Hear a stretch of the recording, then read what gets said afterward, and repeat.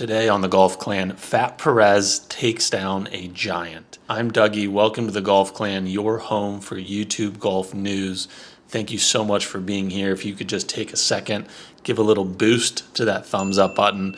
It would tell YouTube that you enjoy this content and allow me to keep making better videos for you. First off, spoiler alert, if you have not yet seen the match that GM Golf posted against Fat Perez on his channel, now's your time to go head out if you haven't seen it and you want to watch it, because I'm going to break down the match, give you my thoughts and impressions watching this monster matchup. So we saw Garrett Clark host Fat Perez on his channel in a 9-hole match play at Dye Preserve down in Jupiter, Florida.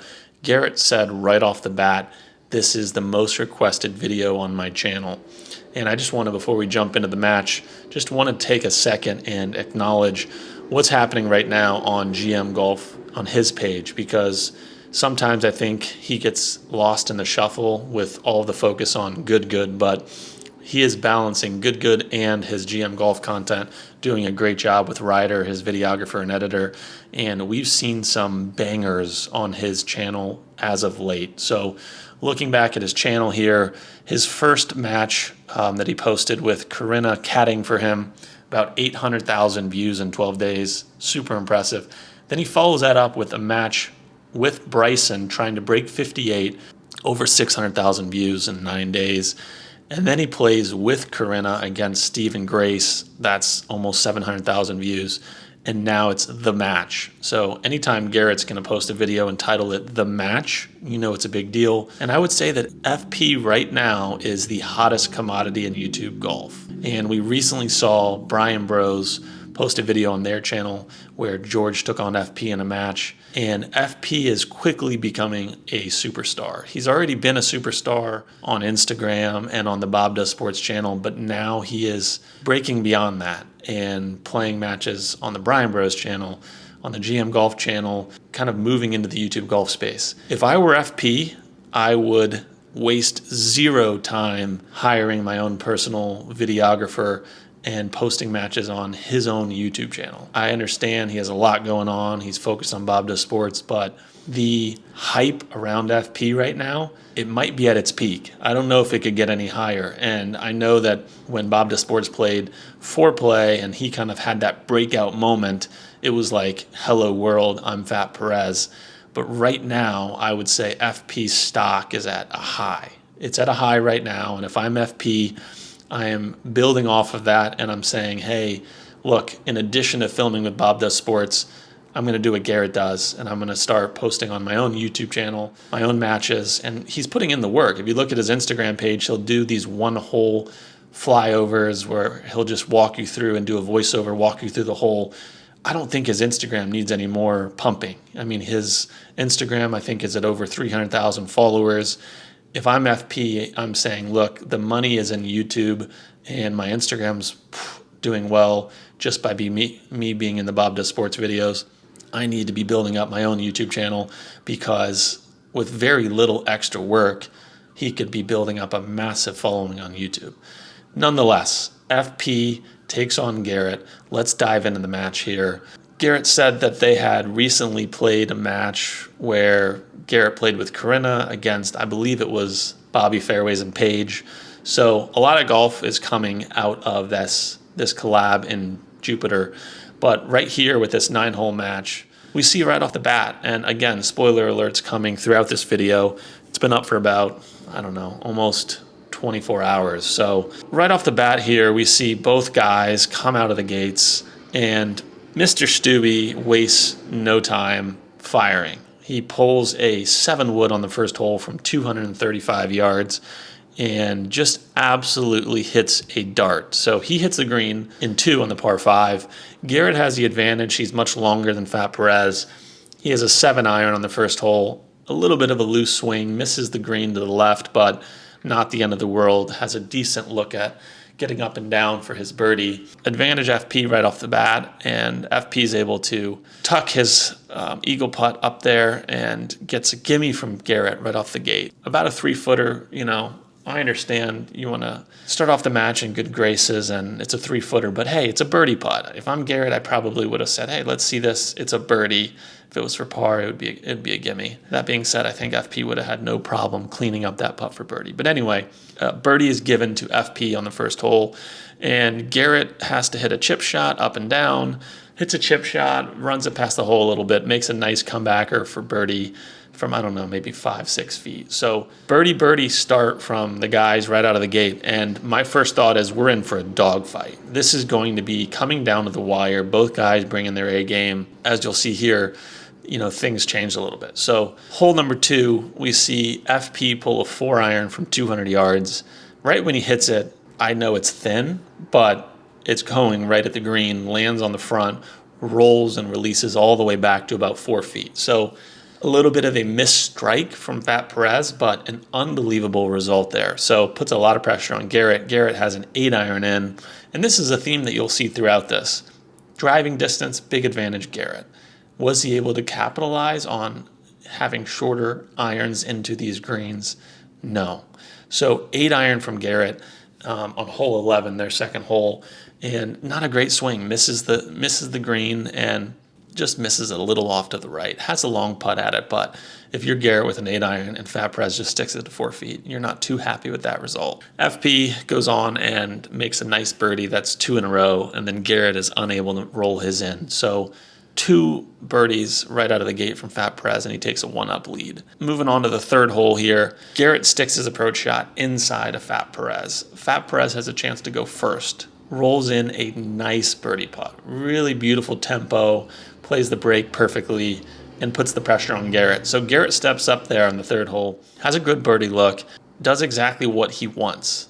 I watched that back again. I watched the video when it was posted last night and then woke up this morning, had to watch the film again just to make sure I wasn't missing anything. And this putt from Garrett, I think, was right on his line. He played right edge. He hit it very firm, and it still broke all the way across the hole, missed low. So a little bit of a misread there. He would have needed, I would say, a ball or 2 out right. I think Garrett gave it a good run there. It was a little bit unfortunate that it snapped that much. Turning point of this match was on the 4th hole. It's a par 3. Fat Perez hits a 7-iron that he said was thin, and it dribbles onto the front of the green. Garrett had a pitching wedge and kind of shut the face. Misses left down in a bunker. It's a longer bunker shot. It's a tough up and down. Fat Perez is just kind of humming along there. Even his misses are good. And so FP hits a great putt and ends up not going in. Secure par for Fat Perez here. Garrett doesn't hit the best bunker shot. Has about, I would say, maybe a 12-footer for par to push the hole. Great line and just hits it too firm. So if I'm really nitpicking with Garrett's game, his putting stroke has always been quick tempo. Quick back, quick through. Short stroke, very fast. Almost like a pop stroke. And at times, that's really good. If he has uphill putts, where a lot of golfers may leave it short, Garrett has no problem getting the ball to the hole. And then also, by having this quick tempo, he's able to play less break. So at times, this is an advantage for Garrett. This was a time when it was a disadvantage. He pop strokes it right through the line, and it runs past the hole. So, look, Garrett's a great putter. He's a great putter, but when you stack his putting stroke next to Fat Perez side by side, you just really see the silky smooth tempo of FP's putting stroke, and Garrett's stroke is a little bit hot and cold. And I think that's what you're going to get when you have that short, jerky motion. And I think he switched to the claw grip recently, so he's been changing a few things around. But you just love the pace of Fat Perez's putts. Just a very good tempo stroke.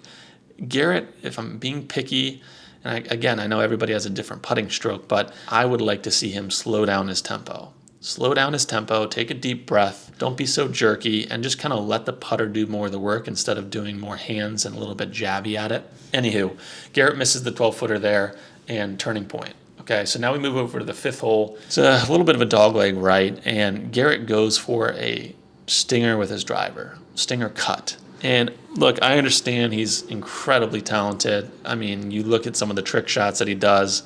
He can bend the ball. He can do crazy things. But when you're playing these type of matches, it's not the time to go for an Instagram type of stinger riser cut. with a driver. There's just no need for it. The game's already hard enough as it is. Playing against Fat Perez is already hard enough as it is. No need here for Garrett to go for this stinger cut. He ends up overcutting it. It goes in some trees. He has to hit this huge slice on his second shot from the pine straw and misses the green. He almost guaranteed that he would not hit the green in regulation with where that tee shot ended up. And so he's putting himself in a bigger hole here for no reason at all.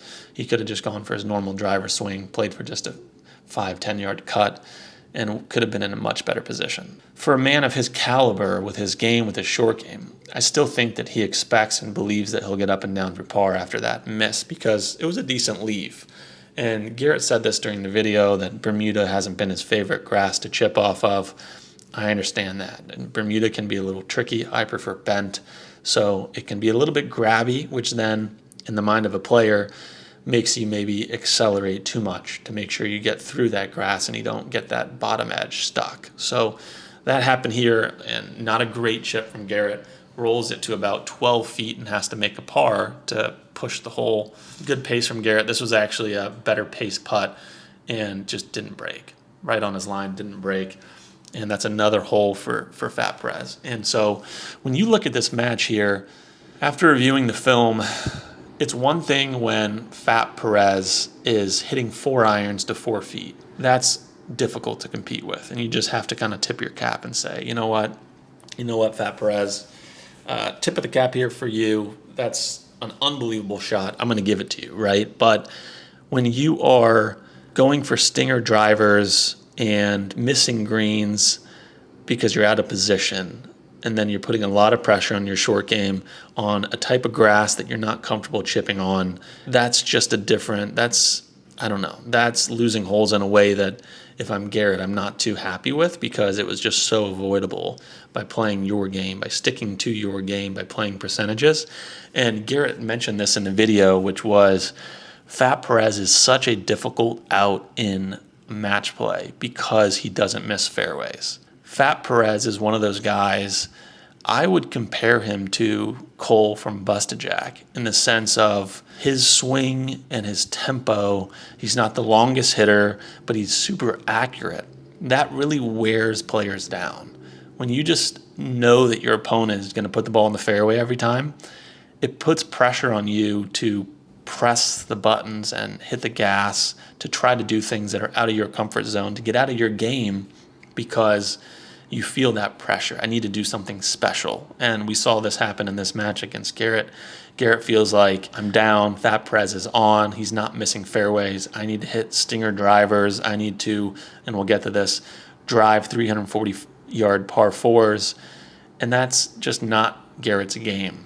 Similar to Cole from Busted Jack, Fat Perez just kind of goes at his own pace. He just kind of lulls you to a spot where, he can go under par, and you're thinking, man, what's going on here? He's not doing anything special. It's not flashy, but a great swing technically. If you look at his swing, I had the chance to watch FP play in Arizona at the Good Championships in the qualifier round, and I know it wasn't his best day. He wasn't pleased with it. I think he shot a 7 over par. But watching his swing in person, you just come to appreciate how compact his swing is and how good his tempo is. And you watch it and you watch it again in slow-mo, and you think, man, there's just not a lot that can go wrong in Fat Perez's golf swing. He puts the club in a great position at the top of the backswing. It's a shorter swing. It's compact. His transition move is so clean coming down, and based upon his club path, his swing path, you can see, hey, if anything, this is going to cut, but he does a good job of squaring up the face at impact, and so he doesn't play a banana cut. He doesn't play a slice. It's a very, very straight ball flight that just has a tendency to fall a little right, 5-yard cut, and that's just very consistent. You can rely on that all day. I don't know if enough people talk about that, is Fat Perez's ball flight and just playing a 5-yard cut. It's arguably the best ball flight in golf. It's not going to get him into a lot of trouble, and even when he misses it, it's going to miss on the right side of the fairway and fall soft into the rough usually. So I say all that to say that at this point in the match, we've seen FP just put pressure on Garrett with his consistency. After Garrett misses that putt, loses the hole, We go up to the sixth hole, and we see a rare misfire from Fat Perez, where his 5-yard cut turns into a push slice, goes into the water, and all of a sudden the door creaks open for Garrett. So very uncharacteristic-like swing from FP. Maybe he just got a little bit excited being that far under par and slices one into the water. So advantage Garrett, door opens. FP ends up conceding that hole. Move on to the seventh hole. Get to the seventh hole. Garrett's 3 down with 3 to play. He has the tee box now. It's a 340-yard par 4 downwind. Not only does he pull driver, he's trying to reach 340. He's trying to reach the green. Look, I understand situationally he felt like he needed to press. He's 3 down with 3 to play. I understand that. But to make your your long drive swing, it really just plays right into the hands of FP. FP is going to hit his driver. He's going to poke it out there about 260, maybe downwind, rolls out 265, okay? He's going to hit the fairway. But if you're playing against Fat Perez, you can't get to that spot that you're trying to be someone you're not. You're trying to be special. You have to almost beat Fat Perez by playing his game. Garrett pulls a 3-wood there, hits the fairway. Heck, he could pull a hybrid there and hit it right next to Fat Perez's driver.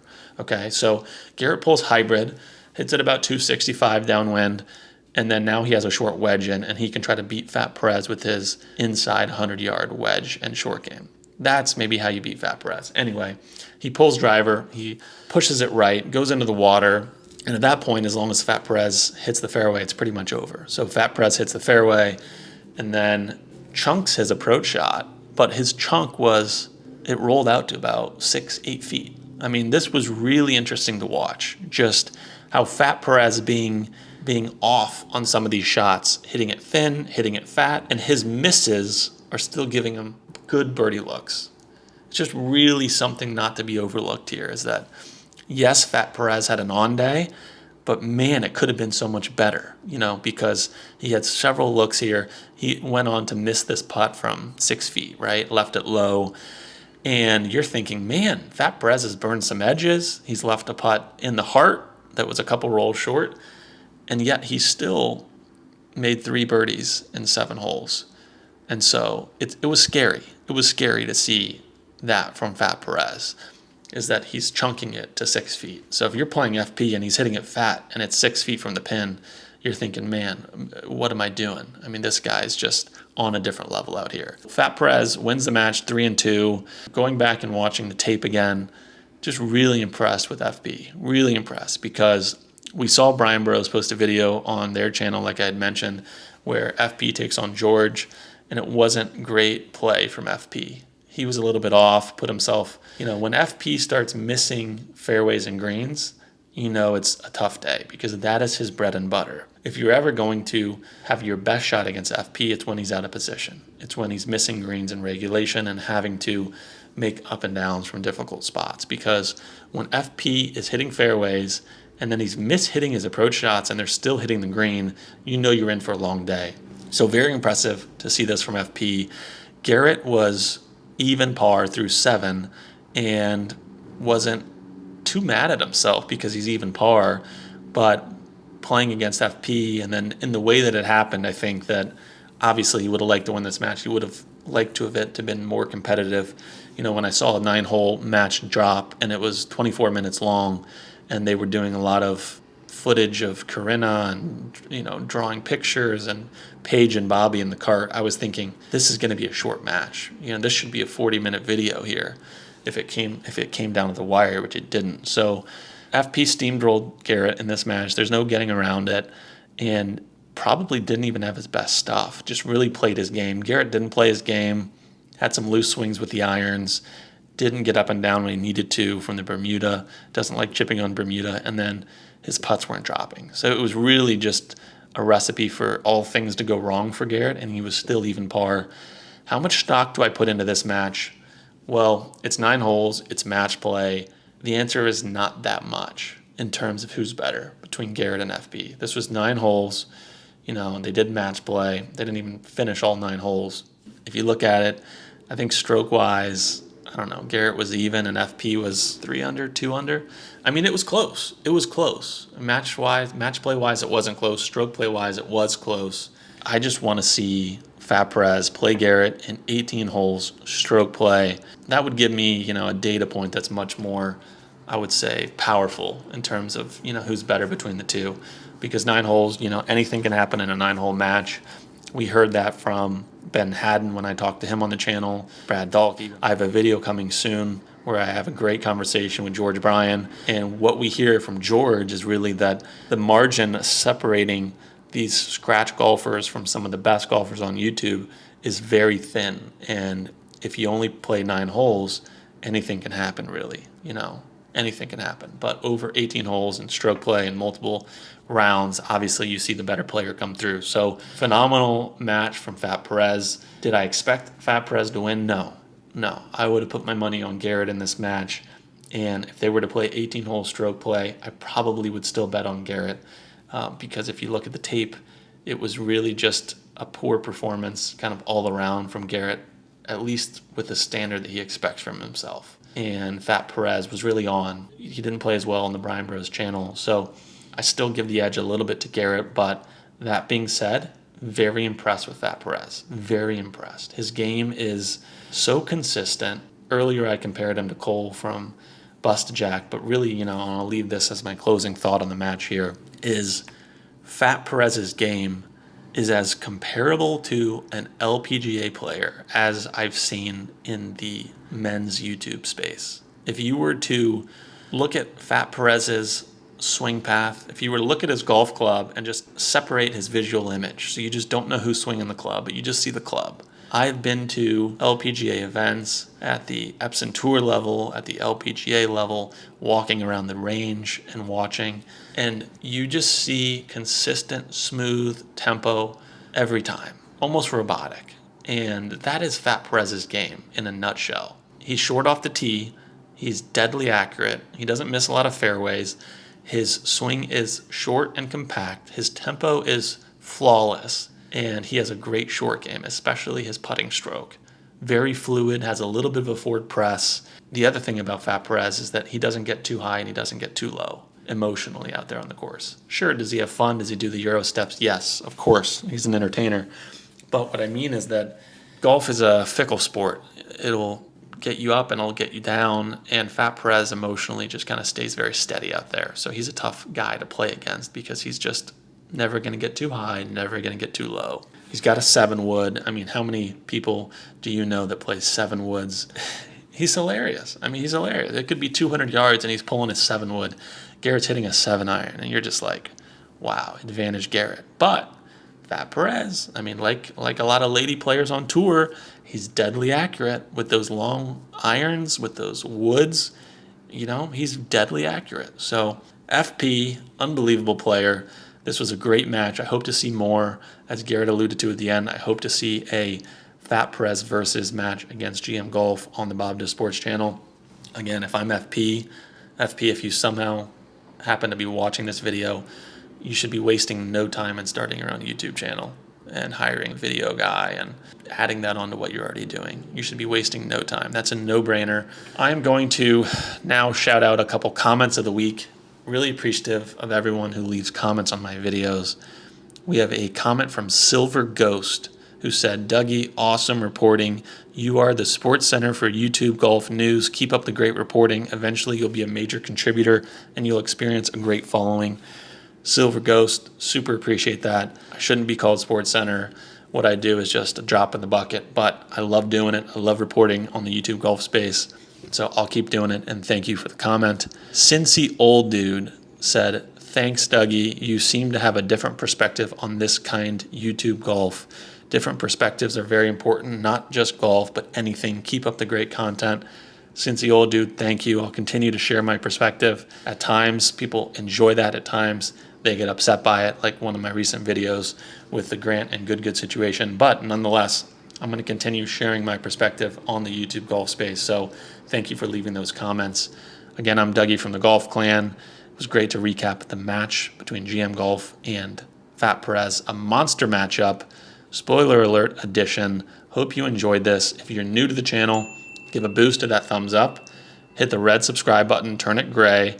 Thank you so much for watching this video, and I'll see you in the next video.